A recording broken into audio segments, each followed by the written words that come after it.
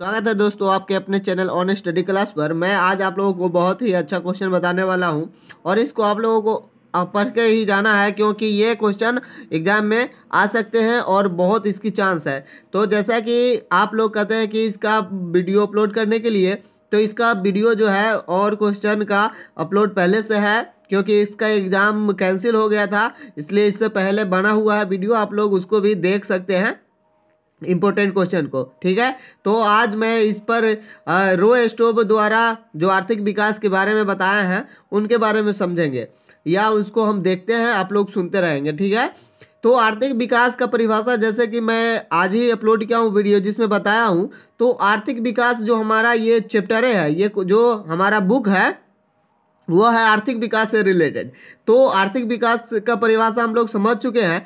तो रो स्टेप द्वारा क्या है, तो ये अवस्था बताए हैं। क्या बताएं? अवस्था बताएं। जिस तरह से जैसे कि आप जब जैसे कि आपको क्या कहते हैं उसको, मोचदारी ऐसे करके कुछ मतलब होने लगता है, तो आपको समझा जाता है कि जो किशोरावस्था में आप जा रहे हैं, तो ये अवस्था एक बता रहे हैं ना। उसी तरह से ये जो है रो स्टोव ये आर्थिक विकास की एक अवस्था में बांट करके समझाने का प्रयास किए हैं कि इस तरह से अगर होता है तो उसको हम आर्थिक विकास कहते हैं। तो देखते हैं। तो सबसे पहले वही बात होगा आर्थिक विकास की। तो कोई भी देश चाहे वह विकासशील हो या अविकसित, वह एकदम से विकास की उच्चतम सीमा पर नहीं पहुंच सकता है। कोई भी देश हो एकाएक, चाहे कोई भी आदमी किसी भी क्षेत्र में एकाएक कहीं भी नहीं पहुंचा जा सकता है।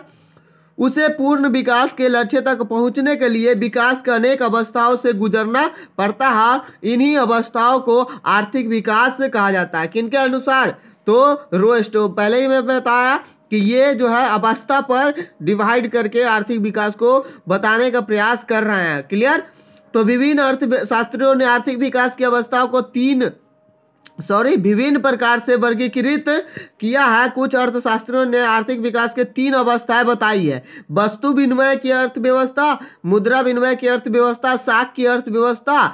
और कुछ अन्य अर्थशास्त्रियों ने जनसंख्या के व्यावसायिक विभाजन के आधार पर आर्थिक विकास की अवस्था को 2 भाग में बांटा है: कृषि अर्थव्यवस्था और उद्योग अर्थव्यवस्था। कॉलिन क्लार्क ने अपनी पुस्तक कंडीशन ऑफ इकोनॉमिक्स प्रोग्रेस में आर्थिक विकास की निम्न 3 अवस्थाओं का उल्लेख किया है, जिसमें है प्रारंभिक अवस्था जिसमें कृषि की प्रधानता होती है, मध्यवर्ती अवस्था जिसमें निर्माण उद्योगों का अधिक विकास होता है, तथा उन्नत अवस्था जिसमें सेवा संबंधी उद्योगों जैसे कि बैंकिंग, बीमा आदि अधिक विकास होता है। तो रो स्टेप ने आर्थिक विकास की प्रक्रिया को 5 भागों में विभक्त किया है, जो कि हम लोग देखते हैं। तो परंपरागत समाज पहला जो है वह है परंपरागत समाज। तो परंपरागत समाज के अंतर्गत क्या देखेंगे, तो ये नाम से ही आपको पता चल रहा है कि ये ट्रेडिशनल है, यानी कि सामाजिक तौर पर चलता होगा, पहले से जो आ रहा है वही सिस्टम होगा, उसको कहेंगे। इसमें थोड़ा सा ज़्यादा विकास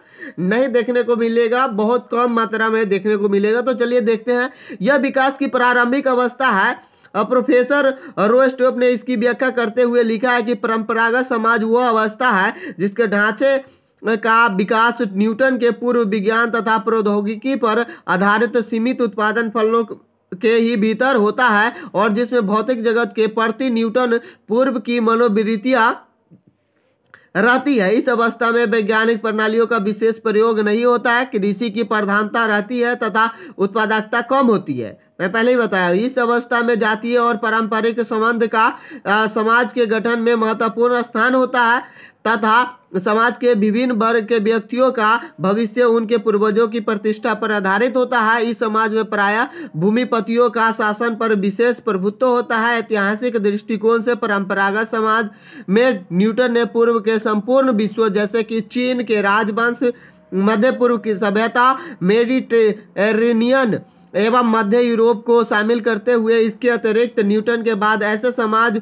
को भी शामिल किया जाता है जहां नवीन तकनीकी का या क्षमताओं का प्रयोग नहीं किया गया है। विशेषताएं इनका क्या है कि परंपरागत सामाजिक अवस्था की विशेषता निम्न है। इस अवस्था में देश की कृषि प्रधान होता है। तो क्योंकि परंपरागत है। आर्थिक परिवर्तन अत्यंत धीमी गति से होती है क्योंकि परंपरागत है। आधुनिक विज्ञान तथा प्रौद्योगिकी के नियमित तथा व्यवस्थित प्रयोग की कमी होती है। ऐसी सामाजिक ढांचा प्रमुखतया उत्तराधिकारवादी होता है। बिल्कुल परंपरागत है तो होगा ही। फिर अगला जो पॉइंट है, परिवहन तथा संचार साधनों का धीमा विकास होता है। राजनीतिक सत्ता का भूस्वामियों के हाथों में केंद्रीकरण होता है। आत्मस्फूर्ति से पूर्व की अवस्था, तो देखते हैं यह अवस्था प्रगति की एक ऐसी अवस्था है जिसमें विकास की आवश्यक घटक जैसे कि पूंजी, श्रम, कच्चे माल इत्यादि एकत्र कर लिए जाते हैं तथा तकनीकी ज्ञान को विकसित कर लिया जाता है, जिसके परिणाम स्वरूप आत्म स्फूर्ति की अवस्था प्राप्त करने के लिए सही पृष्ठभूमि का निर्माण हो जाता है। यानी कि कह सकते हैं कि हम पहले थोड़ा सा विकास कर रहे थे, परंतु वो विकास करते करते हम अब क्या कर लिए हैं कि बहुत से बड़े चीज का निर्माण करने के लिए सारा सामान जुटा करके ले आए हैं।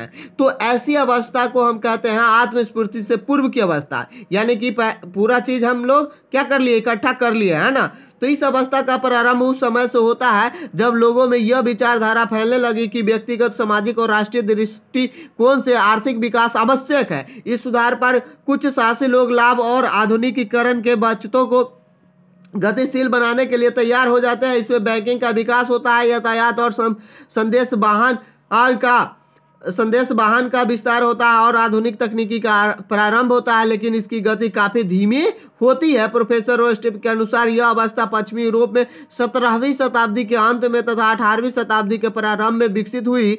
ग्रेट ब्रिटेन प्रथम देश था जिसने इस अवस्था को प्राप्त किया सबसे पहले। यानी कि इस तरह से, यानी कि विकास की ओर जो पहला कदम होता है, जो धीमी गति से स्टार्ट होता है, वो होता है आत्मस्फूर्ति से पूर्व की अवस्था। क्लियर। तो इसकी विशेषता क्या है, तो इस व्यवस्था में आय में वृद्धि होती है तथा बचत को बढ़ावा मिलता है। नव प्रवर्तन तथा खोजें प्रारंभ हो जाती है। विनियोग वृद्धि को प्रयास किए जाते हैं। आधुनिक उद्योगों के प्रति लोगों में विश्वास बढ़ने लगता है। इस अवस्था में प्रौद्योगिक क्रांति का आरंभ हो जाता है, यानी कि शुरू हो गया। ठीक है ना। शिक्षा, बैंकिंग प्रणाली आदि व्यवस्थाओं का आमूल परिवर्तन होते हैं। राजनीतिक ढांचे में परिवर्तन होने लगते हैं तथा लोकतांत्रिक प्रक्रिया का विकास होता है। अब देखते हैं आत्मस्फूर्ति की अवस्था। इस अवस्था को विधिवत विकास की अवस्था अथवा आर्थिक उड़ान की अवस्था कहते हैं। यही अवस्था है जो इसका विकास का अवस्था है। ठीक है। इसको परिभाषित करते हुए प्रोफेसर रोस्टोप ने लिखा है कि आत्मस्फूर्ति की अवस्था से आशय ऐसे समयांतराल से है जिसमें विनियोग की दर बढ़ती है और वास्तविक प्रति व्यक्ति उत्पादन में वृद्धि हो जाती है। इस प्रारंभिक परिवर्तन से उत्पादन तकनीकी में महत्वपूर्ण परिवर्तन आ जाते हैं और आय के प्रभाव को इस प्रकार होने लगता है कि विनियोग द्वारा प्रति व्यक्ति उत्पादन बढ़ते रहने की प्रवृत्ति हो जाती है। मतलब बढ़ता ही रहेगा, अब वो घटने की ओर नहीं जाएगा। जैसे कि आप देखेंगे कि आत्मस्फूर्ति की अवधि मतलब समय किसका कब से कब तक था, तो यह इस प्रकार से आप देख सकते हैं। क्लियर। उसके पश्चात क्या है कि दूसरे शब्दों में यह प्रगति की वो अवस्था है जिसमें अर्थव्यवस्था इस योग्य हो जाती है कि वो आत्मनिर्भर होने तथा अपने पैरों पर खड़े होने की अवस्था में प्रवेश कर सके और विभिन्न विकास कार्यों के लिए आवश्यक वस्तुओं हेतु दूसरे देशों पर निर्भर न रह सके।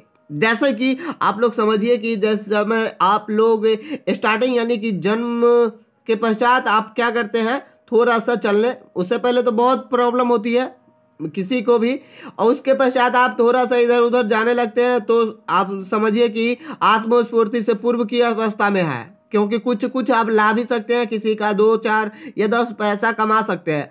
और जब आप सियाना हो जाता है तो आप कोई भी काम करके आप कुछ ना कुछ कर लेते हैं, तो वही होता है आत्मस्फूर्ति की अवस्था जिसमें आप बहुत कुछ कर सकते हैं। तो चलिए अगला जो देखते हैं, इस अवस्था में बचत और विनियोग की मात्रा बढ़ने लगती है। नए उद्योगों का विकास होता है। उत्पादन में नवीन तकनीकी का प्रयोग होने लगता है। निर्यात की नवीन संभावना का विकास होता है और आयात की प्रकृति में क्या होता है, परिवर्तन होता है। जैसे जैसे ही आप कमाना शुरू कर देते हैं, आपसे रिलेट कर रहा हूँ, यानी कि सभी लोगों से, युवा वर्गों से रिलेट इसलिए कर रहा हूँ ताकि इसको आराम से लिख सकते हैं। क्या है कि जब हम लोग कमाने के लायक हो जाते हैं, तब क्या होता है कि बहुत से पैसा बढ़ने लगते हैं और नए नए दिमाग में बातें आने लगते हैं, कुछ कुछ उत्पादन भी करने लगते हैं, कुछ खर्च भी करने लगते हैं, बहुत तरह से हम लोग सोचने लगते हैं और आगे बढ़ने की ओर अग्रसर हो जाते हैं। जैसे कि देखेंगे प्रोफेसर रोस्टेव के अनुसार विभिन्न देशों में आत्मस्फूर्ति के निम्न प्रकार रही है,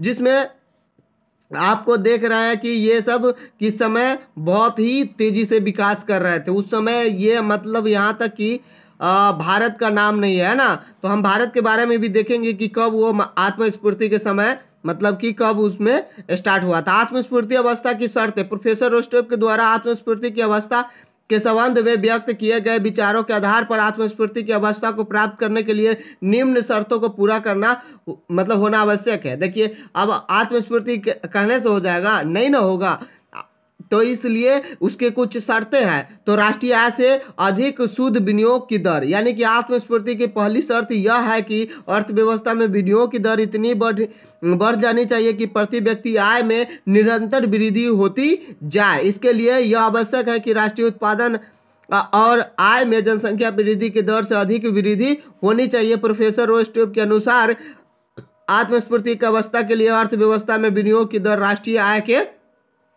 5% से बढ़कर 10% या उससे अधिक हो जाए ना चाहिए। कृषि क्षेत्र में उत्पादकता में पर्याप्त वृद्धि, आत्मस्फूर्ति के लिए आवश्यक है कि कृषि क्षेत्र की उत्पादकता में पर्याप्त वृद्धि हो, जिससे बढ़ती हुई जनसंख्या को खाद्य एवं उपभोग सामग्री पर्याप्त मात्रा में उपलब्ध हो सके, देश के उद्योगों के लिए कच्ची सामग्री मिल सके तथा कृषि उत्पादन का निर्यात करके विदेशी मुद्रा अर्जित की जा सके। निर्यात क्षेत्र को शक्तिशाली बनाना, तो आत्मस्फूर्ति अवस्था प्राप्त करने के लिए निर्यात क्षेत्र को शक्तिशाली बनाना अत्यंत आवश्यक है। निर्यात तो समझ ही रहे हैं, यानी कि अपने देश से सामान को दूसरे जगह भेज करके पैसा कमाना। तो विकास के आरंभिक अवस्था में विदेशी मुद्रा की अत्यधिक आवश्यकता होती है, लेकिन जब तक विदेशी मुद्रा की पूर्ति एक बड़ी मात्रा में विदेशी सहायक द्वारा की जाती रहेगी, अर्थव्यवस्था आत्मस्फूर्ति की अवस्था में प्रविष्ट नहीं हो सकती है। अतः राष्ट्रीय साधनों में विदेशी मुद्रा की आवश्यकताओं को पूरा करने में निर्यात में वृद्धि और आयातों की सीमित करना जरूरी होता है, यानी कि हम लोग ज़्यादा से ज़्यादा सामान को बेचे परंतु दूसरे देश से उतना ज़्यादा खरीदे नहीं जो ज़्यादा यूजफुल ना हो। साहसी वर्ग का विकास, आत्मस्फूर्ति अवस्था के उपयुक्त विभिन्न घटकों में से संचालन एवं प्रबंधन के लिए देश में एक निपुण एवं शक्तिशाली साहसी वर्ग का होना भी आवश्यक है। रोस्टेव के अनुसार यह स्पष्ट है कि आत्मस्फूर्ति अवस्था के लिए समाज में एक ऐसे वर्ग का अस्तित्व और कार्य करना आवश्यक है जो कि जोखिम लेने को तैयार है। जो जोखिम लेगा वही इतिहास रचेगा, ऐसा और इसी से विकास भी होगा। तो सामाजिक परिवर्तन क्या है कि आर्थिक परिवर्तन के साथ साथ सामाजिक परिवर्तन का भी होना आवश्यक है। आत्मस्फूर्ति अवस्था के लिए आर्थिक विकास के लिए देश की राजनीतिक, सामाजिक एवं मनोवैज्ञानिक परिस्थितियों में आधारभूत परिवर्तन होने चाहिए। राजनीति, उद्योगपति, राजकीय कर्मचारी, कृषि और श्रमिक सभी को भावना में परिवर्तन तथा मानसिक क्रांति होनी चाहिए, जिसमें से वह देश की आर्थिक समस्या को विवेकपूर्ण रीति से समझने तथा उसके समाधान में रुचि ले सके। आधारभूत और पूंजीगत उद्योगों का विकास, आत्मस्फूर्ति अवस्था के लिए देश में आधारभूत और पूंजीगत वस्तुओं का उद्योग की स्थापना एवं विकास करना भी आवश्यक है। इन उद्योगों में विकास और विस्तार द्वारा ही देश का शीघ्र औद्योगिकरण संभव हो सकता है। उसके पश्चात यातायात एवं शक्ति के साधनों का विकास, कृषि एवं औद्योगिक क्षेत्र में तीव्र विकास के लिए शक्ति एवं आयात के साधनों का विकास एवं विस्तार भी अत्यंत आवश्यक होता है। देश की आर्थिक क्रियाओं की गतिशीलता बहुत कुछ न तो दो घटकों पर निर्भर करती है, परिपक्वता की ओर अग्रसर अवस्था, यानी कि 3 अवस्था हम लोग पढ़ चुके हैं। चौथा अवस्था क्या है?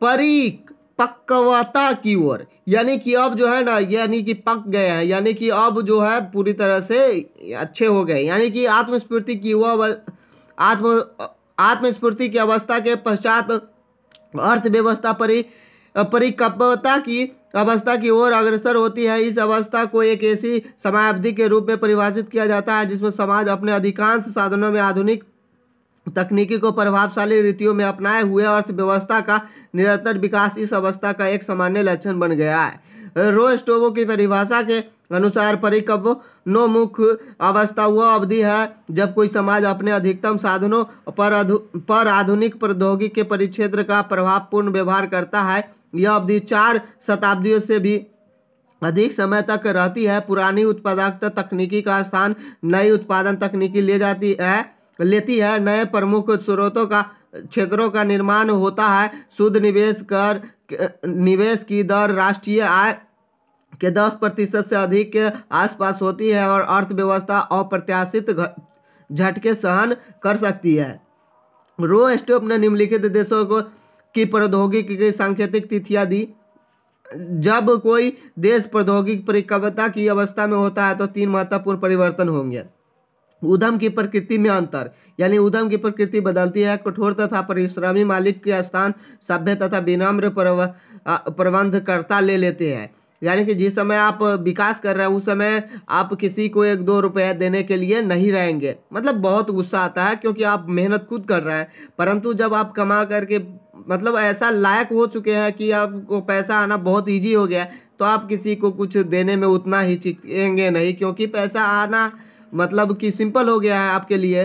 तो वही बात है। कार्यकारी शक्ति का प्रवृत्ति में परिवर्तन, कार्यकारी शक्ति की प्रकृति में परिवर्तन, यानी कि जो कार्य आप करने के लिए बहुत जान लगा रहे थे वो अब प्रकृति में परिवर्तन हो गया, मतलब नेचुरल हो गया है ना। कार्यकारी शक्ति का प्रकृति परिवर्तन हो जाने से वह पर मुख्यतया कुशल बन जाती है। लोग देहाती क्षेत्रों में रहने के बजाय शहरी क्षेत्रों में रहना पसंद करते हैं। वास्तविक मजदूर बढ़ने लगती है और अपेक्षाकृत अधिक आर्थिक तथा सामाजिक सुरक्षा प्राप्त करने के लिए श्रमिक अपना संगठन बनाते हैं।